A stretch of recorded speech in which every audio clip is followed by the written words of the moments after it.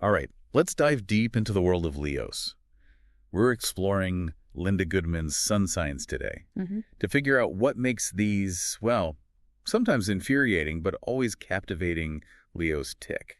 Yeah, Linda Goodman, she doesn't just give us like a simple list of traits. Right. She really tries to like get into the psychology of a Leo, Yeah. helping us see the world through their, lion-colored glasses, you could say. Yeah. So what's the first thing that kind of pops out at you about Goodman's take on Leos? What should our listeners be prepared for? Well, she paints this picture of Leo who like can charm your socks off, but at the same time is telling you exactly what they think. Oh, yeah. Even if it's not what you want to hear. Right. They're playful, yes, but with this kind of underlying pride that demands respect. It's like being told no, but with this dazzling smile. Yeah. That's classic Leo, right? Yeah, they have this way of like commanding attention even when they're not trying. Yeah. And that brings us to a point that Goodman really emphasizes. If you want to have a good relationship with a Leo, Oh, yeah. you have to respect their pride. Yeah. Don't even think about challenging their, as she puts it, right to rule. Oh, I can see that going very, very badly. So what about this whole idea of the introverted Leo? Is that even a thing, according to Goodman? She argues there's no such thing. Okay. Even the quietest Leo has this, like, inner conviction of their own significance. They might not be the loudest in the room, but they definitely believe they deserve to be heard. It's like they have this spotlight Yeah. that's always shining on them, even if they're not, actively trying to get attention. Right. And Goodman, she illustrates this with a kind of funny anecdote about a child describing their Leo teacher. So this teacher, while clearly intelligent, would dramatically lament being surrounded by idiots. Oh, wow. And it, like, perfectly captures that Leo theatricality, even in, like, seemingly normal situations. I love how she uses humor to make her point. Yeah. Speaking of theatrics, how about, like, physically spotting a Leo?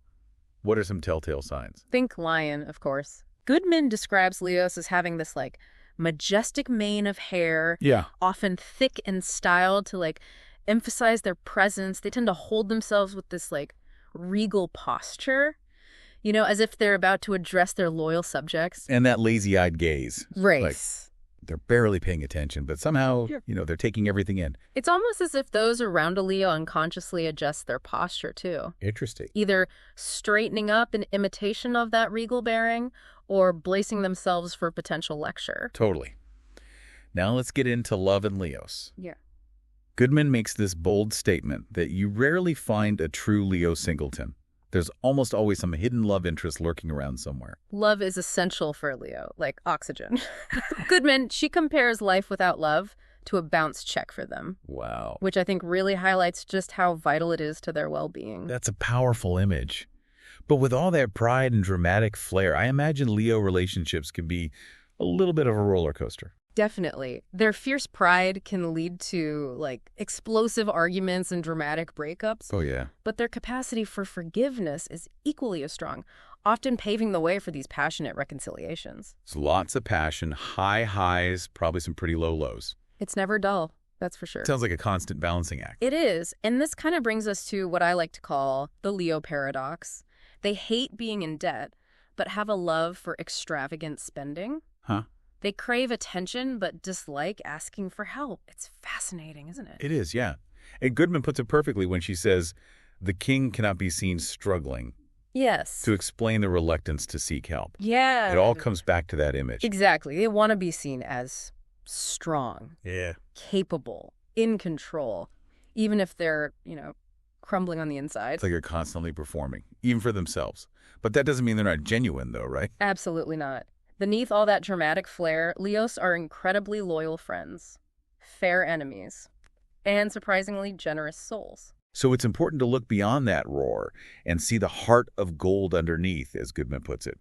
Their hearts, like their metal, are pure gold. Yeah, it really is like this beautiful paradox. Yeah. They can be intimidating with that lion-like presence, but deep down they have this heart of gold. Yeah. Always ready to, defend those they care about and share their abundance with the world. So thinking about all of Goodman's insights, what stands out to you most about Leos? What's the one thing you'd want our listeners to really grasp about their nature?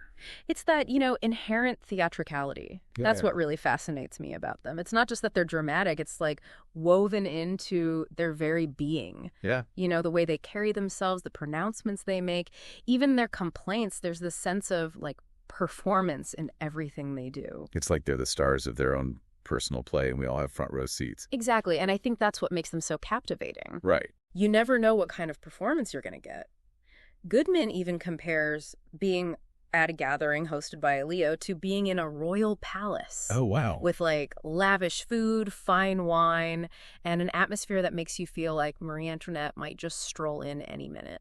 Wow. It all ties back to that need to be the center of attention, to create a world where they're the shining star. But it's not all, just ego driving this. Right. Goodman also points out that Leos genuinely love to take care of people. They want their guests to feel pampered and like experience abundance. They're like the benevolent rulers of their own little kingdom, showering their subjects with, generosity and good cheer. And that generosity extends beyond material things too, right? Goodman talks about Leos being incredibly loyal friends, almost like these knights in shining armor, ready to defend the weak and vulnerable. Yes, even if they're like terrified on the inside, they'll put on a brave face and charge into battle for those they care about. It's a matter of honor for them. Okay, so we've got this dramatic flair, this generosity, this fierce loyalty.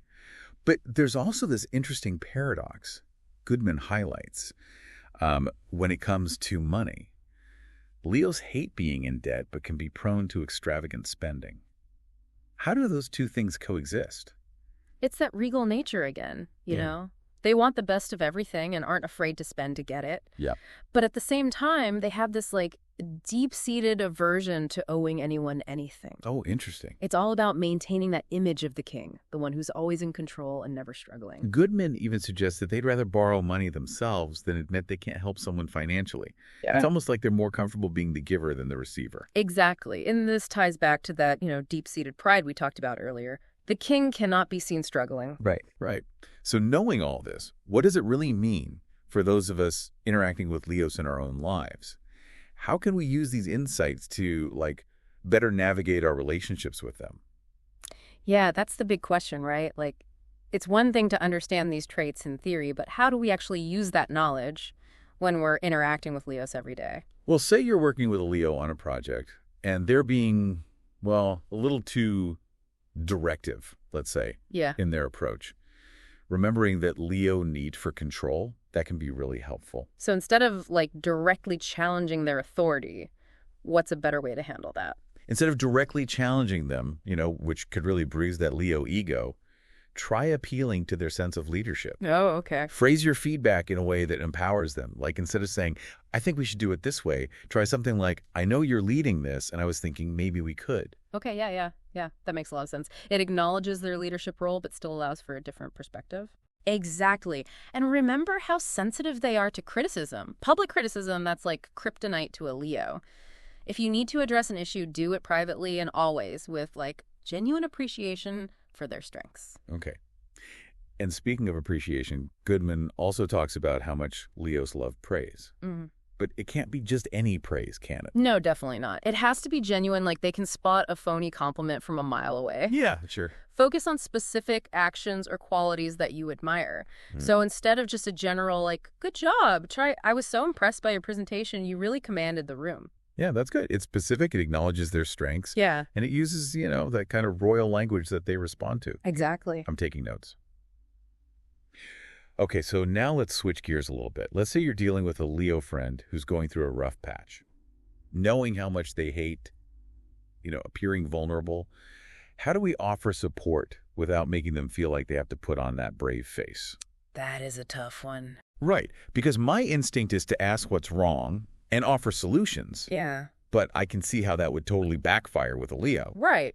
So instead of directly asking what's wrong, which might make them shut down, offer your company and a listening ear. Hey, I'm free this weekend if you want to grab coffee and just, vent. Subtle but effective. It gives them space to open up if and when they're ready, without feeling pressured. Exactly. And if they do open up, resist that urge to offer solutions unless they specifically ask for advice. Okay. Sometimes just listening and validating their feelings is all they need. Remember, they value strength and self-sufficiency. Let them, lead the way in terms of how much help they need. This has been so insightful. I feel like I have a whole new understanding of the Leos in my life. That's what's so great about these deep dives. Yeah. We get to take a closer look at ourselves and the people around us with this, new knowledge and perspective. Right.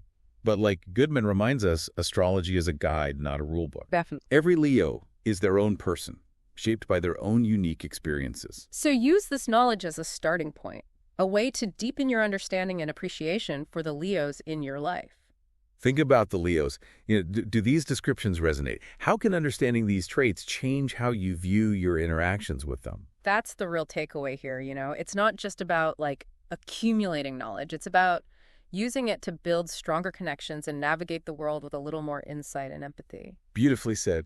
Thanks for joining us on this journey into the heart of the lion. You're welcome. And remember, keep diving deep and keep those minds curious.